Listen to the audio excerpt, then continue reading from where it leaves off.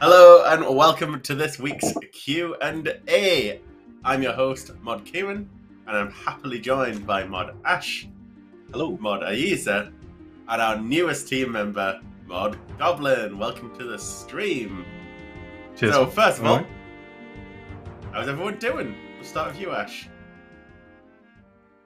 loving being back in the office where there's air conditioning. I bet. How are you, Ayiza? Pretty good, thank you, yeah. Although I'm rather ghoulish looking today. I'm very tired. I stayed up far too late with Mod Goblin playing some games to the early hours of this morning. But other than that, pretty good. It's my last day of work this week, so I got tomorrow off. Looking forward to a nice weekend. Very nice. And how are you, Goblin? How are you feeling about your first time being on stream? Oh, not bad. A little bit nervous, but I can't complain. I don't know. It's been a cozy week so far. Excited to just chat a little bit. Put my face out there. Oh my god. It's a strong start. Feeling good. More on edge than ever. Thanks, Woody. All right, let's get to some announcements quickly then. Firstly, if you type !game update, you can find out about this week's release, where we introduced the 2022 Pride event. Full of dazzling colours. You can start the event by talking to Gilbert. He's located southeast of Barbarian Village. And directly after this stream, there will be a community event going on in game. We know that not everyone is able to attend Pride marches in person, but you can still celebrate here in Gillinor by taking part in our very first official Old School Pride March. !Pride to find out more. That will be happening directly after the end of the Q&A. If you missed last week's stream, we discussed a whole range of different topics, from small quality of life suggestions to the future of restricted pools and dungeons in Old School RuneScape. You can find a transcript with !transcript. And if you do want to follow our newest JMod on Twitter, !new mod. You can find Mod Goblin on Twitter. And as with every new member of the team, we've, for some reason, put them through a gauntlet of questions as they join the stream to introduce yourself. So, Mod Goblin, tell us more about yourself. Who are you? What do you do? Why is your tone like that? It's fine. I'm a Goblin or Ben. I'm easy either way. I work in community management, so I work with Ayiza, Sani, Light. Most of my days kind of spent, I guess, just filling in, whether that's like collating feedback, liaising with the devs to try and make sure that we're like representing the players at every stage of what we do.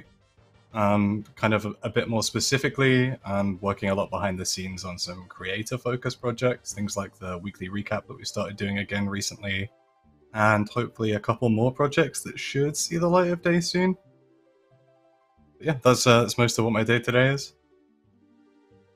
Exciting. And so what is your experience with Old School before you came and joined Check It? I've played since like 2004, 2005. I was lying about my age either way. I can't remember what time specifically.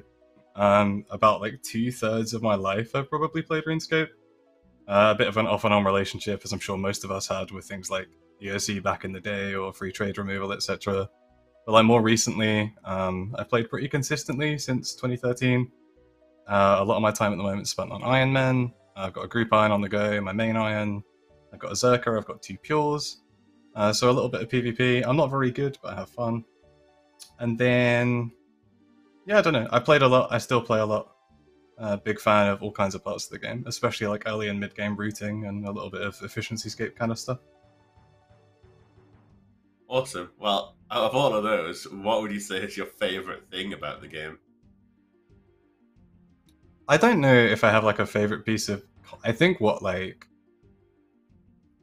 enjoy the most about Old School, I think, is that compared to a lot of other MMOs, I think it's probably like among the most content-rich in terms of there's something for every level of activity. A lot of other MMOs, you can only really progress one way or another. Like, you're a little bit limited in how you can properly like progress towards goals. In Old School, I like that because the game is just built off a borrowed power system, you're never like necessarily wasting time, like you're always making some kind of progress. So that would be my favorite thing probably, is just that there's so much, there are so many things. It's like constant satisfaction. Every level up, every quest completion, whatever it is, always feels amazing. Yeah, legit. And on the flip side, least favorite thing. What do you hate? What an excellent question. I don't really know. If I had to pick, probably mining. Outside of volcanic mine, I just hate the skill. Getting a twisted bow and an Iron Man and not having amethyst, and then being sat at 90. I don't know. I just hate mining. Remove mining. That's all I've got. Fair enough. And as you probably know, we always ask these questions too. If you could add anything without a pull, what would it be? Bear with me. I'll say Demonheim, but not dungeoneering. I think, like, thematically, and with the kind of elements the Demonheim had, it could make for a really interesting kind of like mid-level piece of group content, or like a mid-level raid that actually draws on like all of the skills, which like Chambers I think sort of explores a little bit, and then Tob did away with. So I think, I don't know, like group content in the mid-game, because it's really difficult to get friends to jump into the game and be like, play 400 hours and then we can do something fun together. So I don't know, I think like Demonheim thematically, to do something with groups in the mid-game would be cool content. Or the safer answer would be Anti-Hunter. It's not as creative, but just, yeah, big fan. And if you could remove one thing without a construction, mining or something else? No, construction. I don't dislike it, but the POH, I love it, but at the same time I hate it. It does everything. I hate that I spend like 15 to 30 minutes doing anything, then I'm back in my gaff, I'm drinking the purple juice, and then I'm back within 6 tiles of... I don't know, it's busted. I think the game would be a little bit more interesting in terms of decision-making without it, maybe. A bit, I don't know, maybe a bit spicy, but also it's just not fun to train. It's not interesting to train. May I ask, why are you called Goblin? It's more, I've constantly referred to myself as having like a bit of an ADHD gamer goblin brain, so I don't know, just always operating at 1,000,000 miles an hour. I don't know, that's basically it, nothing else. And then like goblin mode kind of hit the mainstream after Grimes started talking about it, and I regretted saying it about me a little bit, but I was saying it before, I promise. Nothing to do with Goblin D's.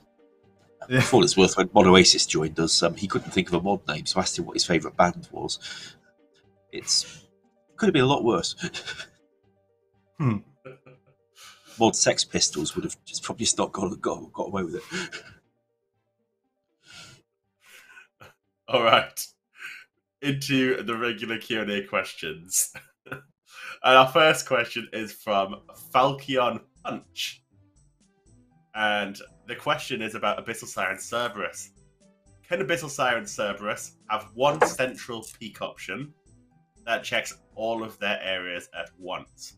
Or even be given optional instances, since they are solo bosses?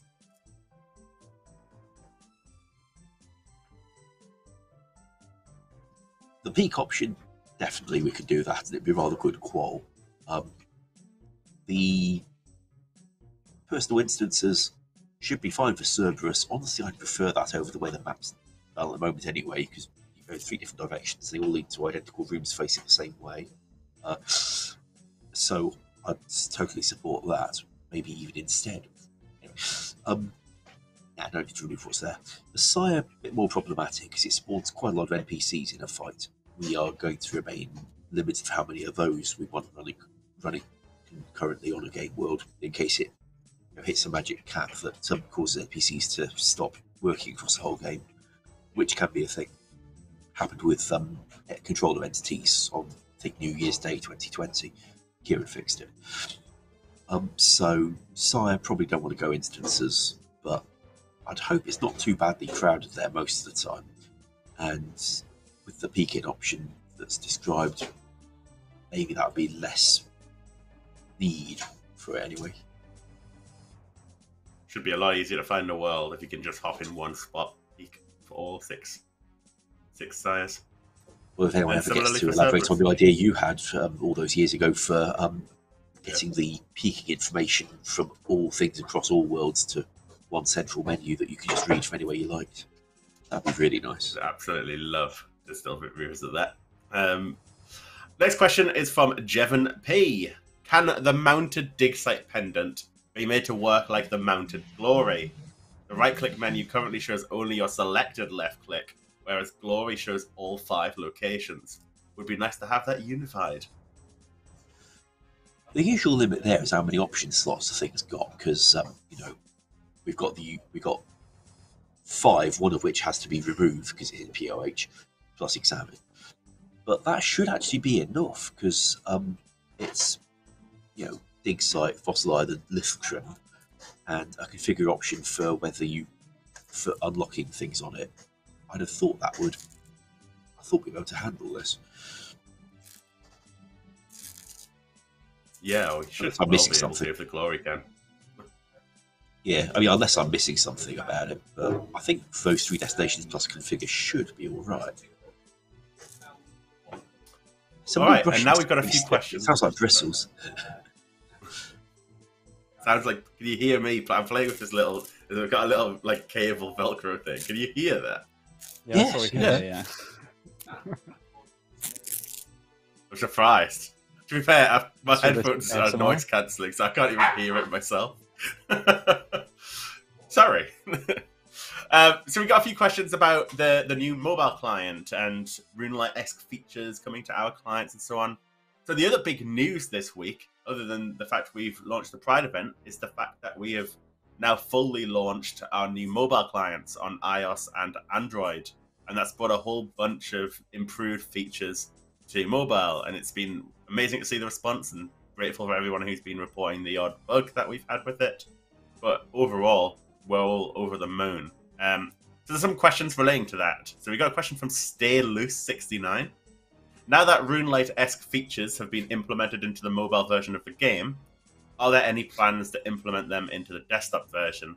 Well, straightforward answer really is yes. We already have a desktop client that is the same as the mobile client, at least underneath. The Steam client has all of these features, the same ones that are on mobile, if not more, being made for desktop. Next question is from Crazed Killer. And with the release of the new mobile app, how will further changes to the app be managed? There's a huge list of plugins used for clients like RuneLite. Will you choose what you feel is appropriate for the app, or will there be another method of customization? I would love to see ground items, as that's my biggest drawback with playing on mobile. Well, first of all, absolutely ground items will be coming to both the Steam client and the mobile client. Any feature we add to one will generally be on the other. And that I understand completely. Not being able to see the items from having to right-click loot piles, really annoying. Completely agree with you. But in general, we have a whole plan to be adding a lot more features to these clients, many of which you'll be obviously familiar with from clients like RuneLite, and will make the mobile experience better over time. This isn't the end. Every feature we add should now go onto mobile too. So that's really exciting. There'll be more drops of features coming in the near future, for sure. We have another question from Stay Loose 69, which I think that's a repeat. Wait, that's the same question. That's my bad. I copy pasted. We got a question from Reddit user. Now, what I'm curious is there a person called Reddit user, or was this name deemed unacceptable to say on the Q&A? Somewhere in between, possibly. Who knows? They've got a question. With the recent update bringing so much needed qual to the mobile client, I'm curious to hear where the developers stand on integrating a feature similar to the menu entry swapper plugin on RuneLite. Well, much like the ground items and a bunch of the other features like the tile highlighting and so on that you've already seen, we are absolutely looking to see what we can do with menu entry swapping as well, because much like those features, also important for our clients, and we would very much like to bring those to the table for you. We don't know exactly when or exactly how we'll implement it just yet, but certainly all these things will be coming with all the toggles and settings you'd really want. Sorry, Ash, did you want to to chime in?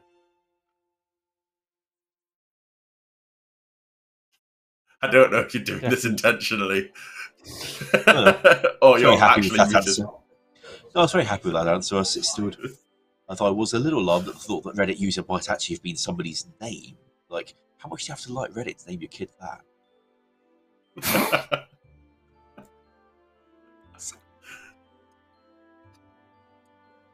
Well, it could be maybe one day we'll see Twitch user and Twitter user as well. Like, who knows? The next question is from Divine Insanity Revenge. Does the team ever plan to collate all of the areas of the games with counters, kill counts, timers, etc. into one menu? I would love to see these get some TLC and be trackable without having to run to a heap of different game areas to create screenshots. That was originally the plan for the Achievement Gallery's big book of random stuff. It doesn't have all the random stuff it could have. In fact, I found a bug in there when I was working on something for the PvP arena where it's meant to be trying to output fuel counters for the last several years and wasn't. So that's getting fixed. Next month, I think. But that was kind of what the Achievement Gallery was meant to have, and more stuff could definitely be put there and probably should. That would be awesome. I always like the concept of being able to just have a screenshotable UI and kind of capture it all, and so you can share it on socials or with your friends. We need a bigger menu. Yeah. The next question is from V. Yeah, absolutely. Our next question is from V Campbell 4. Now that the PvP arena rewards have been settled, what is the general goal behind the Wilderness boss rework? Oh, I think I'll take this one. It said Wilderness in the name, so I may as well, right? All right, do we give the long answer or the short answer? The long answer, obviously. Sorry, Ash. Okay, so we actually talked about this a few weeks back, which is why I'm so willing to take it on. And basically, as long as the dogs stay quiet, I'll run you through what we deemed as kind of like, initially at least, our acceptance criteria on how we're going to approach the Wilderness boss rework. So first and foremost, we're going to essentially look to mechanically update and rebalance the bosses to remove save spotting as the meta. We want to make sure that they remain recognizable. You know, we don't want to add a different boss with the same name. It's going to be the same bosses, but just reworked. And then into the actual like nitty gritty of it as such. We're going to look to make it so that the bosses will be fairly friendly on supply use. So that, say for example, you're a PVMer and you are fighting the boss, you won't be at a huge disadvantage in terms of supplies if a PK was to jump on you. And with that, the difficulty will be set so that they're relatively accessible from mid-game onwards. So similar to where they were intended to be / where they are now with safe spotting, but without having to safe spot. The bosses themselves will look to encourage the actual player fighting them to take a variety of different pieces of gear. It's a dog going through my green screen. So you might have to be in a position where hybriding is encouraged for one of the bosses, for example. One of the things that we definitely looked into as well and will be considering is that the loot mechanics won't be overly detrimental to Iron Men. And we can achieve that by doing things such as working with the threshold for drop eligibility. There we go. Got there in the end. So currently, you know, a good example is the Revenant Maledictus. If anyone else attacks that, Iron Men can't get loot. So we'd look to address that with these bosses to some degree. Big one here, I know that the multi people will rejoice, non-multis maybe not so, but the dungeons or areas that the bosses will be in are very likely going to be in multi. And with that, we will be designing the areas to have a stronger focus on the PK ecosystem. And with that comes consideration for things such as counterplays for players that want to escape. So you should be able to go into the boss area and have a plan already in mind as the PVMer, so to speak, on how you're going to escape, and that be a viable way to escape. And the bosses will actually be set up in a way that everyone in that area is at risk. So if you're a PKer attempting to kill a PVMer, or a PVMer just trying to fight the boss, you're both going to be at risk. I think they kind of do that at the moment with some of the AoE mechanics, but we will be emphasizing that. In terms of rewards, they're going to target the PvP scene primarily. So we don't want there to be an incentive for non-PvPers to have to go and get the rewards from there. It'll be more of a case of, if you want to get them, it's to make money and to sell them, as opposed to needing them to be used outside of PvP instances. And they'll be balanced reward-wise in comparison to other PVM options. But we're going to be very careful to make sure that the loot tables don't feel artificial, especially when it comes to, like supply drops and stuff like that. And then lastly, we kind of talked about, and I've mentioned it a few times already, as part of the rework, we'll be looking to offer the Dragon Pickaxe outside of the Wilderness. It won't be removed from the bosses, it will still exist on them, but we'll add it so that in other areas, which I won't go into just yet, I think that's probably better to be serviced in the blog once we've fleshed it all out and stuff, but the other areas will exist that will have a higher or rarer chance of getting the Dragon Pickaxe, but it will be at least an alternative option. And I think that about sums up everything that we have in mind at the moment, at least. Anything to add, Ash or Goblin? No, I don't think so. Just to point out as well, because I know the first time we mentioned that we'd be providing an alternative for the D-pick, is that the premise of taking any unique and giving an alternative obviously means its value will go down a little bit, and it's important for us to stress that any changes like that will also be balanced around the rest of the drop table being made better, so that the profit incentive is still there without there being a unique incentive for people that don't care about the content. I.e., it should be good enough that you want to go there, get money, even if you die it's been worthwhile, and then if you don't want to go there, you can go somewhere else and get your D-pick. And it should still be better for the kind of the food chain and the Wilderness, because the rewards are better than now. That's all. Certainly the D-pick itself isn't exactly the top end item in the game, and as a draw into the Wilderness, it's maybe not the ideal one anyway. Even PvPers have argued that they didn't think it was helping as much as it might. So hopefully we can replace it with something desirable. After all, we do intend these creatures to have some uniques on them. Some interesting uniques as well. Any thoughts on the rings, by the way, in similar sense to the D-pick? Do we feel like the Ring of the Gods, for instance, needs an alternative?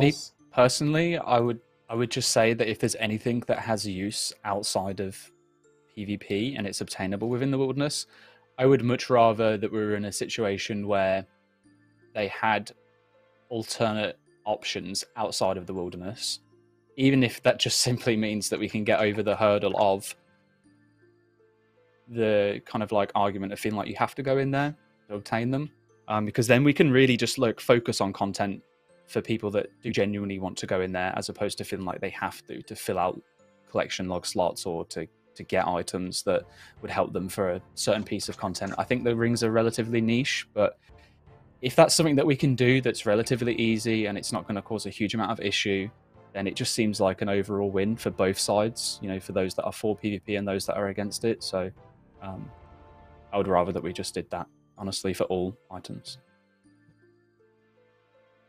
Yeah, I feel the same way. Thank It's you more all. like...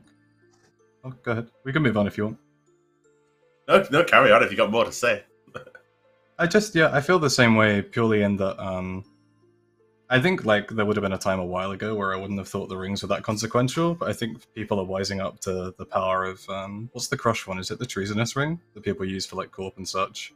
Or Ring of the Gods is actually kind of slept on, it's really OP. Valuable. Yeah, And I just think, again, to reiterate that, like, because I saw a little bit of negativity in the chat, like, say, Psych or whatever, that, like, again, if we provide alternatives for the rings, the bosses will be even more incentivized anyway, because the profit incentive will be better. And most of the people there, specifically to get the rings currently, aren't really risking anything, right? They're all, like, 3-iteming and safe spotting. So it's more like profit incentive, encourage people to actually risk and want to be there, and then it's literally better for everybody. I don't know. I think it's just important to stress how important it is to ameliorate the relationship between like the PvPers and the non-PvPers when it comes to the ecosystem. And we can move towards making it better for everybody. It just takes a little bit of time.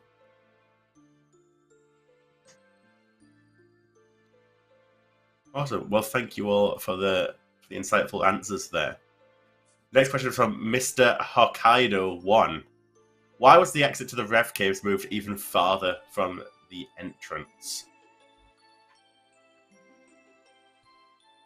I can go? Yeah, go on. You go. I'll follow on. No, go ahead. I think this could be like a Spider-Man meme at this point. But, well, ever since the entrance and exit became separate places, one of the complaints was that while people were running between them, it was quite hard to land a freeze, especially given people's magic defense against that kind of thing. So increase the distance, maybe give you a better chance to land one in between. It is, as you've seen, something that iterates over time. If more changes are needed, more changes can be made. But considering some of the concerns that people have raised about the last version of it, we hope this would help a little.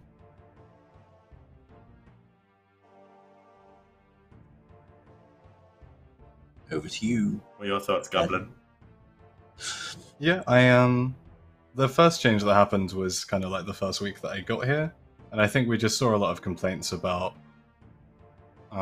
essentially that even if it's good to escape with, it's not particularly enjoyable to just like click on the entrance, click on the exit, click on the entrance, click on the exit. And by moving them further apart, you kind of incentivize people to maybe make some different decisions when they're escaping. I don't think it's particularly like majorly skewed the balance in favor of either part of that particular interaction, but I think it's like a little bit less frustrating as a PKer and maybe feels better as a PVMer to properly juke somebody out rather than just, this kind of Scooby-Doo running through the doors over and over and over again.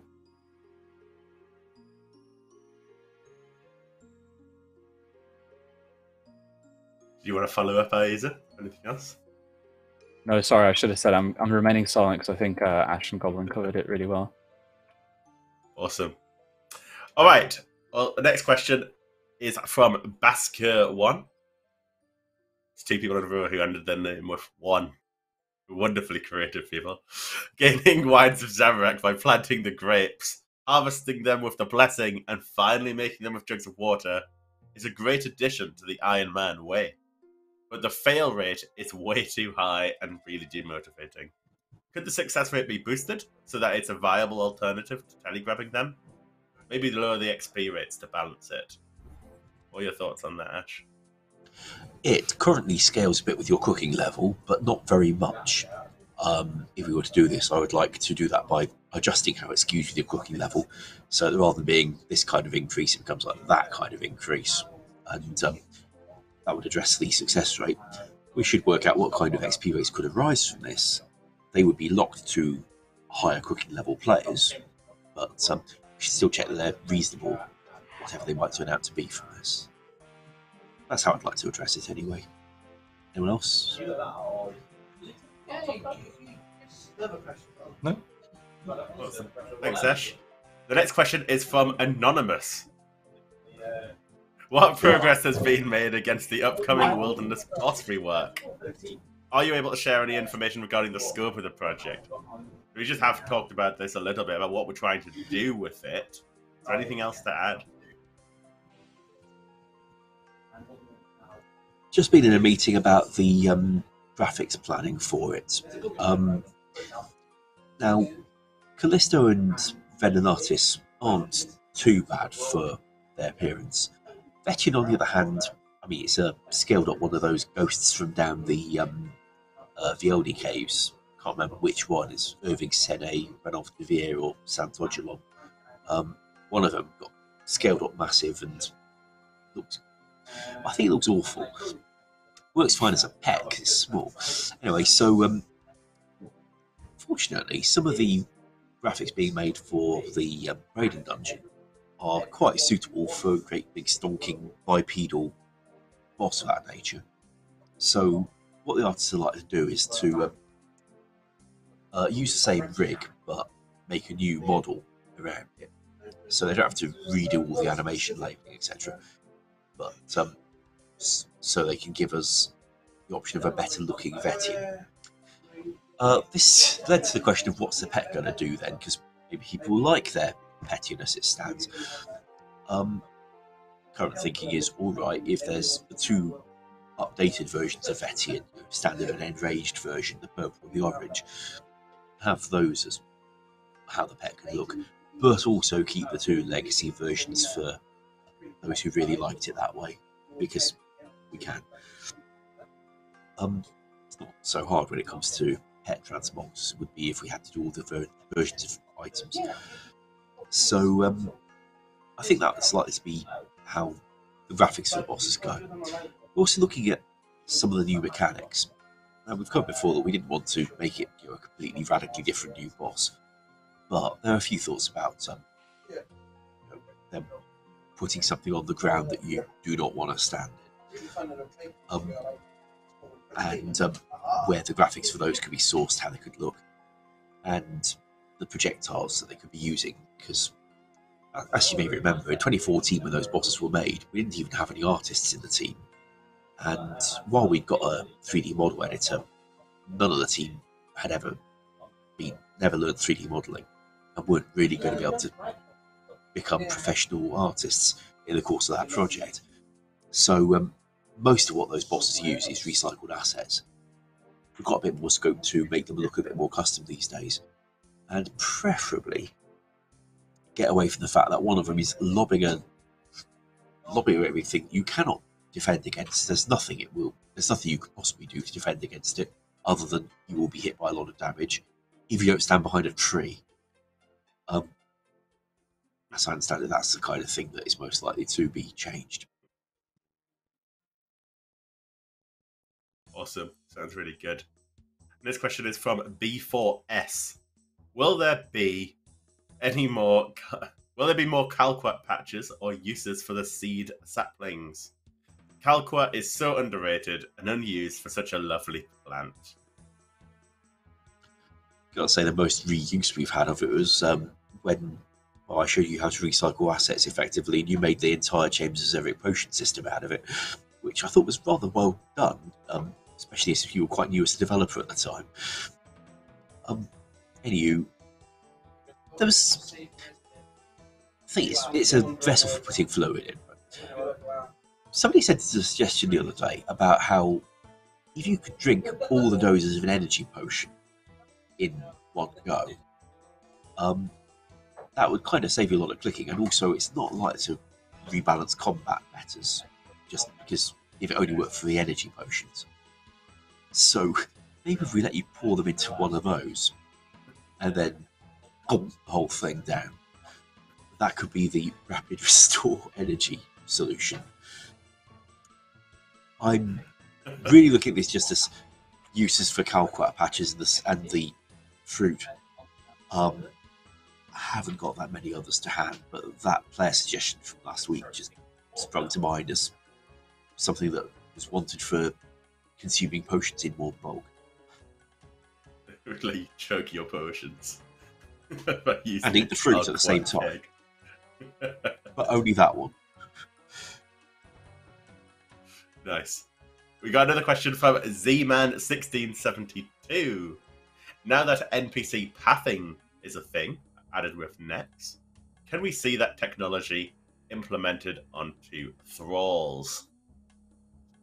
The melee, I mean, all of them probably get stuck at times, depending what you're doing. Yeah, please. They're literally like a Roomba. They just get stuck on everything. They never do what you want them to do. Like flashbacks to summoning. I believe there's nothing stopping us now, right? If you know the tech very well, Ash, on this one. There may be some concern if we had too many NPCs all trying to do that level of processing around the world, but I don't think the number of thralls simultaneously in use in the world is going to get anywhere near that. I was actually wondering whether we could do it to all pets. Yeah, it'd be very nice to have on pets. Those definitely get stuck all the time. And there's a limit to how many pets there can possibly be, because, let's face it, you're not going to get more than 2,000 pets, most likely. So hopefully that could be alright.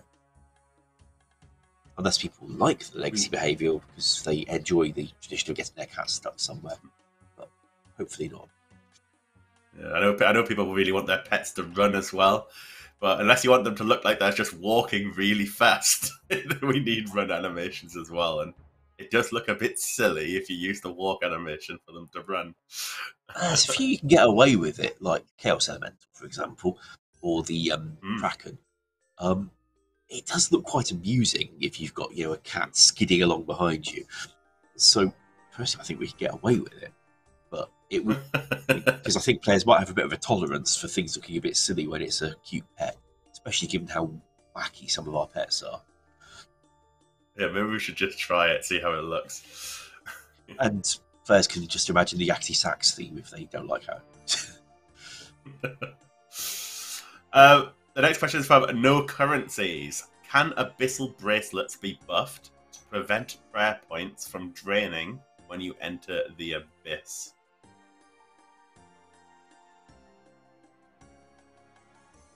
What do they even do? They stop you being scolded. Snap. Fair enough. They can do this also. It's not likely to become OP. Well, saves you a prayer potion or so for if you want to do some trading in there. Yeah, I think they're just a bit useless at the moment. Yeah, back in about 2009, I think they were given a special use, renamed as Forinthry bracelets, and given a special use in the Rev Caves. Maybe 2011. Partly to give them a use. It sounds like something nice to just add into a qual poll whenever the next one of those comes around. I know that Mod Light had been asking for suggestions on Twitter last week, I think it was, perhaps. So, Finding suggestions ain't hard. The tricky bit is that Old 76 still has quite a few things that ain't ready yet. Yeah. And some of them are not tiny to produce, like the party room for your clan halls. I don't know if they've seen how we pulled off the Chambers of Zamorak shared storage, but it was non-trivial. And I think some poor bug is going to try and do that for the clan hall. I look forward to seeing the look on their face.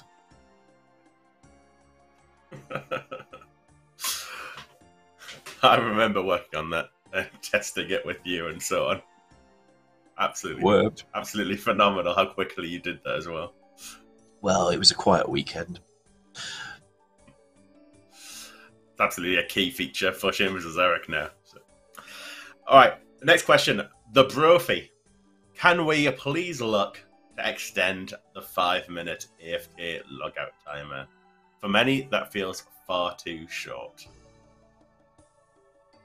What are your thoughts, Goblin, on this? I'm qualified to say we could look at it. I don't know enough about the tech or the impact it could have on server stability to say whether or not we could. That's probably more Ash's, but we've definitely seen a lot of... I guess we've seen a lot of people asking for Neverlog, given the recent stance that we've taken on third-party clients. While we probably wouldn't be keen necessarily on full endorsing Neverlog as like a RuneLite plugin hub offering, I think an approach that might include rethinking the current idle timer is a good one if it's something that players want, and it feels like players do want it. It comes up quite a lot. It's probably one of the more common feedback posts since we put those new guidelines out. I don't see the tech being a problem, although part of me wants to say, you young people don't know how good you've got it. Back in my day, it was 1 minute, and you actually had to click on the login screen rather than pressing enter. That's proper RuneScape, that. Not like RuneScape yet these days. But that aside, while it is not something that our team can change, it is in the game engine because they never exposed that functionality for us to customize. I think it would be lovely if they tweak that damn number. Although I also think there might be some interest for players to be able to choose to keep it as it is. Reason being, you're playing RuneScape in, say, a house with more people. You don't necessarily want your account staying logged in as you walk away from the computer for any length of time. And if, you take a bathroom break and things just take longer than you were planning, you maybe would prefer your character to log out after the 5 rather than it being on for an hour. No. So I think it should be a trivial, easy engine change to just put the number.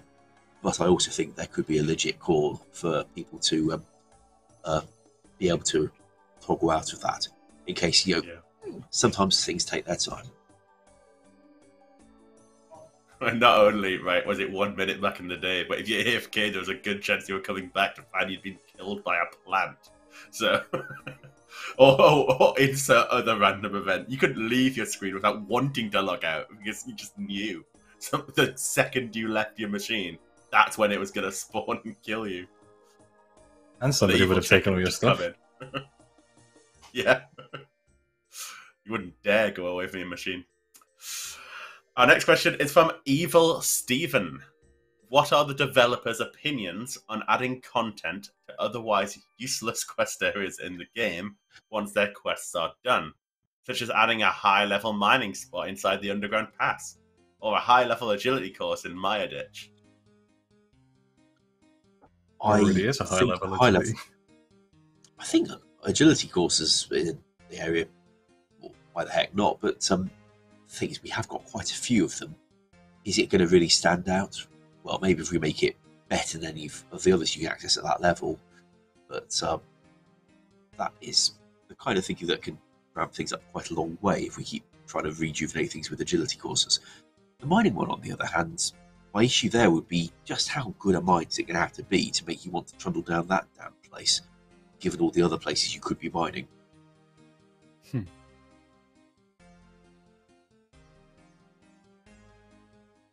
I do think there's a lot of dead quest areas. Whether those two are the best examples, I don't know. I don't know many people who are just really, really wanting to go back to Maya Ditch, let alone Underground Pass. So it would be, there's some cool areas though, but there are plenty of others as well that you just kind of visit once for the quest, and that's really the only purpose it serves. So maybe there's some ideas. Recharging your Ivan staff used to be a thing now. Not a very fun thing. I think couldn't see it becoming a training. I just couldn't see it being a great item resource area. So probably not that kind of skill activity. Yeah, I do think there's some potential though with it, especially as I think on the last Q&A that we were on, Kieren, we talked about like more content for mid game and like that early to mid. Maybe some of those quest areas could serve as those places that players just go to that aren't so focused on playing efficiently and are just immersed in the world. I know that like Dorgesh Khan area, for example, is one that gets brought up very often. There's a whole village that you just have nothing to do in there. I think for me though, the crux on it is like, would we gain more value for the player reworking the older areas and adding more content into them than we would if we just added new content straight up, especially now that we've a lot has changed in the way that we approach things compared to how some of the areas were added and developed in the past. So I mean, I would love to turn around and just focus on the older content. It's just realistically, would that happen over adding in something new on this kind of scale that it would need to be beneficial? I'm not sure. Well, also, when working on old content, there's different ways one can work on it.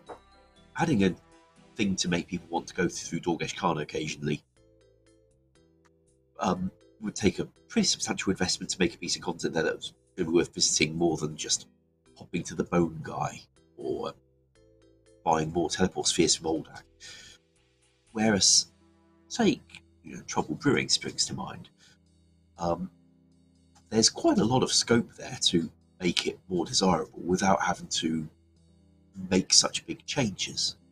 I mean, sure, it's pretty darn dead, But if we were able to give it some rewards worth having, like stuff worth having, maybe, if it could guarantee you mature ale and buff the quantity, that's quite a big improvement over what it currently does, which I think is not very much. And there's a lot of usability stuff in that minigame as well. And ideally, it would be good if we could give players something to do in there that means they're not just going to walk around in circles for 20 damn minutes waiting for the game to end so they can get their reward points, tick off the diary, and that's about it. So, if we're going to work on old content, I'd actually like to see us work on that sort of old content where there's more obvious potential to build on. The problem with Doggish Khan is it's lovely scenery, but it doesn't have the foundations that are just one step away from interesting gameplay. Some of the older minigames feel like they have much more so. Or there's always the idea for the ultimate lander on pest control, which takes you to a different island where there's a boss as well as the other stuff. Always like that idea. Also, I do I'd think love to see the Rock room for Museum both. get that use for the rare fossils one day, the one that Maz sort of designed a long time ago, but designed such an extreme boss that we were never really going to get the graphical assets to do that. If it could even be done at all over the multiple vertical levels. Damn cool idea, though. Yeah, I would love to do something there.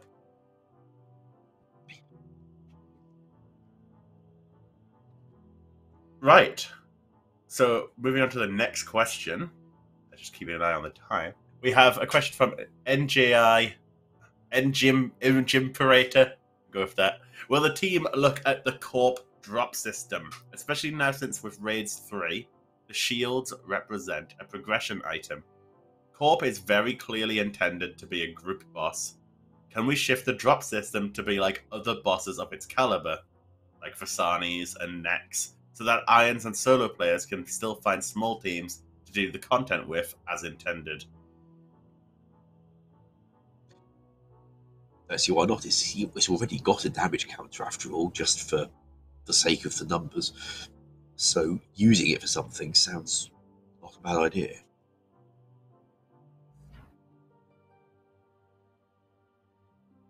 I think it's a controversial one. Because I know why we did the system at Nex and did it the system at Nightmare. But I know everyone gets this sort of mixed opinion. It's nice when like the player who does the most damage gets the drop. There's just something about that just feels good. But I don't know how we best solve it. RuneScape back in the day did the loot share system as a solution, so you had the option. We could always bring back that kind of idea again.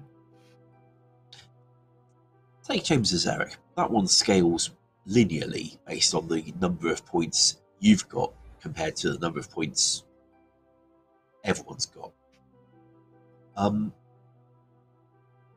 Didn't have to be linear though. If one were to do the same thing but square all the numbers, then the player who's done the most damage would have a substantially bigger chance than somebody who's done less, because rather than being just linearly increased, it would be squared.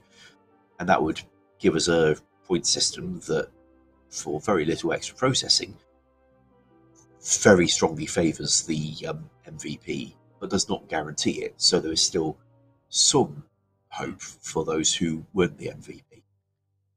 That kind of math trick could be applied. We've not done it before, as far as I'm aware, anywhere. But if people wanted, were actually okay with it having a loot distribution chance like this, we could do one that is not a copy of what the others have, probably quite easily. So I wouldn't rule it completely out unless people really want to stick with MVP always gets it, and there is no alternative to that, even as an option for the group.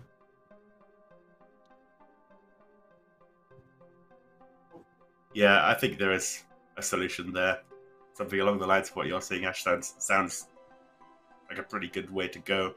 I know certainly other developers who've been part of like the next projects and the Nightmare loot tables aren't really that happy with how those systems turned out.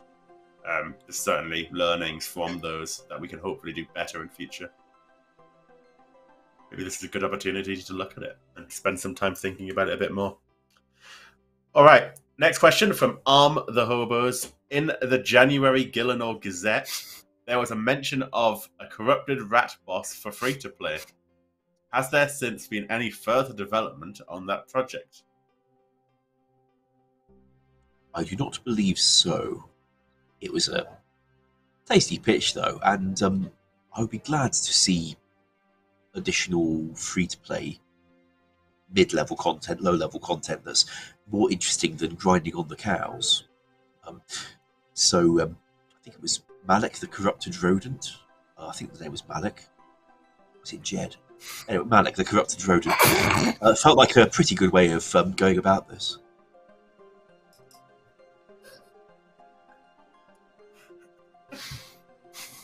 How do you follow on from that? I would love a free-to-play boss that isn't locked behind the key system and is open to teams. Right? I think that would be really cool, because Obor and Drive Fighter, you grind giants for a long time, get a key, you fight it once. A more traditional boss encounter that you can fight in a group. It would be really cool. This could be it. And wonderful.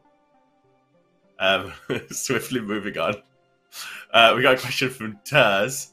Will the Toggleable Blood Fury ever be pulled? It was brought up at Q&A last year. It had lots of support from players and GMs at the time. I believe we've discussed this fairly recently, right, Ash?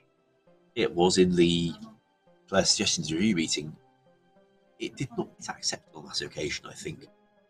I think it was expected that if players had that item and could toggle off whether it was doing that feature, it would be still so powerful the rest of the time that people would never want any other amulet in the game. Which, at least I think that was the reason given. I was a little surprised because, as I say, it comes up a lot as a player request, and apparently everyone who's ever discussed it on any of these streams has been cool with it too, probably including me at some point in the past. But for the moment, I think other ideas might be chosen over that one. Doesn't mean it's gone forever. Like, even if we said we will never do this, full well the next a year or so later, future devs might find a very strong reason why they should. You'll probably be able to suggest it to us too. So this isn't being ruled out forever, but I think for the moment it's not on the hope. It's not right on the horizon for the next poll. Sorry. Okay. And the next question is from Elephant Explorer. Would you be open to reworking the Shades of Mort'ton coffin? It's currently one of the clunkiest items in the game to use. I think they're talking about all the fill and empty options being sort of sub-menus and such.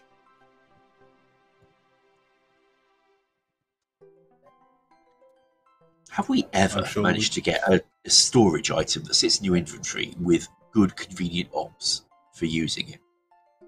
I mean, when we've tried to improve the usability of these things, we've gone with open and closed versions. But it's already got that. I'm not sure we've yet got a good one.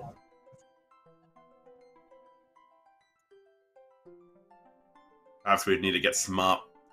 When it's full, we make it empty options and stuff like that. We haven't got the infrastructure quite yet for that written, but we do have the technology now that can support us messing with ops like that very conveniently. So. Yes, I could see the rune crafting pouches being the first to get a benefit from that, since I think they already do transmit their state to the clients. Or if they don't, they can be made to do so. In fact, I did that to RS3 after their similar infantry conversion back in 09. And having written something to make the infantry expect op swapping, rolling it out to more items becomes a relatively easy lift. Certainly, if you have it equipped, we might be able to do better on the options. I'm not sure what options it has when you're wearing the thing. But yeah, I think we all agree. It's not great at the minute. We'd love to do something with it. So, next question. Captain Alpha Walrus. Great name. Are there any plans to make all group bosses drop mechanics? What? Sorry, is this the same question? Oh, it's a very the next similar three question. are So a I little suggest bit.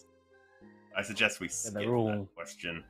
Or maybe if enough people send the same question, we're more likely to answer it. We should probably answer all of them the same way, just to treat them fairly. We got a question from Danit Hugh. Are there any plans for another Clue Scroll expansion? Either new clue steps or a whole new clue tier above Master. Grandmaster, maybe. Ooh. It would be fun to have some ridiculous clue steps from an even rarer tier of clues. What is ridiculous in a clue step compared to some of the random shit you currently have to do to make a dude in a purple dress turn up and talk crap at you? I thought Masters were already extreme, to be honest. Some of the requirements certainly are. We could take a next level up, right, and almost not like integrate things like combat achievements style, but it could be that you have to kill like Verzik and obtain an item from her then to be able to open a chest that's somewhere out in the world, for example, or little bits like that that could add on an extra level of complexity that doesn't exist. I say complexity challenge more than anything. Obviously with a higher tier of clues though.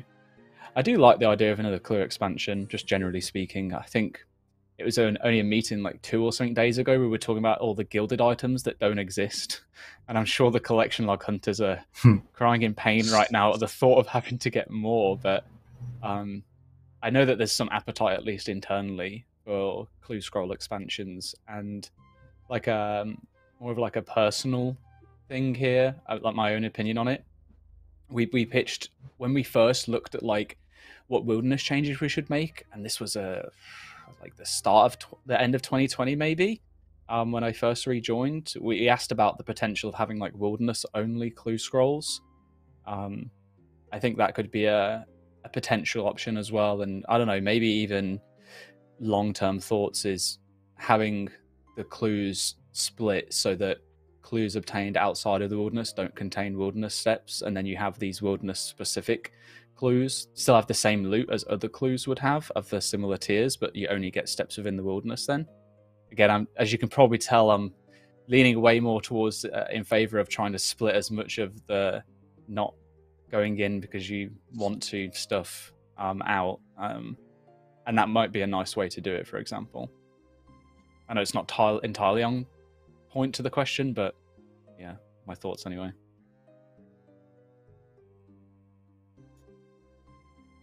It'd be I wouldn't nice be to fix opposed. the infrastructure behind the clue scrolls, like elites working differently with the challenges and stuff. I think Mod Tide was quite keen to have a go at that, but was not able to fit it into the project he had at the time, because even if he could do the dev work, the QA team wouldn't have been available to test it at that point, and it would have then got in the way of launching what was being worked on for Clue Scrolls that year. Yeah, I would be glad to get that sorted. Yeah, what were your thoughts, Goblin?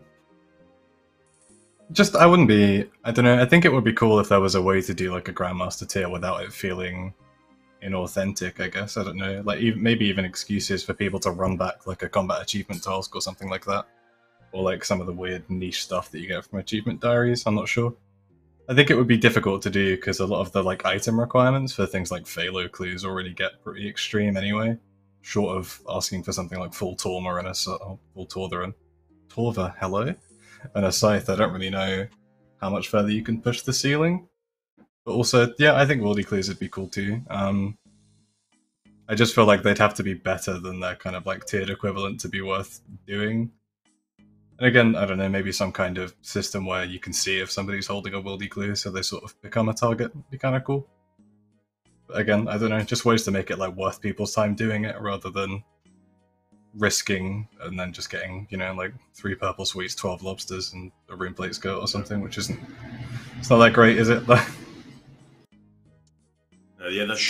other key thing I'd love to solve with clues is the cosmetics not being worth very much. So. Do we need to wrap this up pretty quick now? Because I think you've got some announcements, and then there's an event. Yes, indeed, that is the last question, and we'll quickly take a look at the user-generated content before we wrap up. And following the Q&A, the Pride March will be taking place. So first up, we have this OSRS custom mechanical keyboard by Septum151. I was joking when we saw it earlier. If you press, there's the Ice Barrage key hooked up to an AHK script. It's like, it makes sense, but... Well, let's hope cool, not. though. It's a really cool keyboard, though. Really cool. Bit too small for me. I like a really big keyboard. But these are very popular at the moment, aren't they? The microform ones. Is this like a 70%? I want to know what the escape being an Iron Man symbol is. I don't know if that's meant to be shade. I don't know why that one specifically. Considering the home teleport icon is not on the home button, I suppose that's being Windows. That's what your keyboard has there. Mine does. What we can do is also judge which F keys are assigned to what. Yeah, I hate it. But it is really cool though as a keyboard. Oh no, if you press F8, yeah, you get Ayiza. Woo! Those F keys are set up the exact same way mine are, literally. I respect it. You'll judge your setup as well. Yep. Right, next we've got the Ultimate Retro Console by Magic Talkbox. That is cool. Yeah, that's very cool. It must be awful playing with like joysticks though. As a kid, I used to always think, "Oh, how cool would it be if I could play old like RuneScape on a console?" And as an adult, I try imagining playing this game using a joystick, and I'm glad I'm not a kid anymore because that was a really RuneScape is not easily adapted that way. I remember when we tried converting it to use WASD and found that actually getting through a door suddenly became a substantial challenge. Some changes were not intended to be made. Next, we've got Choose Your Fighter by SFX 200. Which one would you pick? I love that we spoke about this before the stream, and I love that they're all so similar.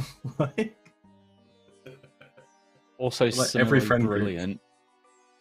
Yeah, every friend group has that one person who's like nuts at fighting games, who picks the guy wearing nothing but like a skills necklace and just smokes everybody. Love it. We've got the Perfect Desk Companion by Madness3869. Oh, That that's is really sick. cool. That is really cool. It must have taken so long to make. It'd be interesting to know what the scale of it is like, because it seems really small, which I imagine would have been like so intricate and time consuming. I assume a large one would also be the same, but it's like a crocheted RuneScape character. Really cool. God, it's kind of someone in the chat. It's 5'11". Yeah, obviously it was Pyro. Who else would it be? I like how they've done the chaps. Mort'ton's on there. Yeah, the chaps are really cool. Awesome. And lastly, we have AI-generated art based on the word RuneScape. That's been submitted by Jet Netney. What are your thoughts on this? I'm not feeling I'm not very getting RuneScape. Well, It's very pretty. but it's a cool. Must be my slightly more it's a login very screen. pretty- It's like an Maybe if it Elden was Ring like more vista. like middle. I was going with like Middle Earth, but I guess that's kind of similar in the sense anyway, right? So it's really cool. Aside from this one, I've seen quite a lot of the AI creations recently, and they've been brilliantly disturbing.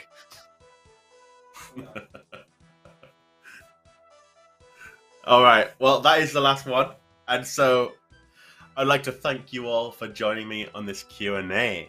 That is it for the stream. But remember that the very first Old School Pride March is about to start right now. World 500 is where the main world. I know a lot of people in the chat are spamming that it's full. There is a backup world, and that world is number 562. If that one does have space, there'll be a backup march in 562. But both are full. All right. Well, I'll have to refer you to our socials if there's going to be a third world organised. Yeah, we'll find a I third don't and put a tweet know up. unless somebody. Yeah, Is this what they mean by first Sounds world great. problems? must be. All right. Well, thank you all for joining. Go and join the Pride March if you can get in. We will tweet out a third world soon. All right. See you all later. Bye bye.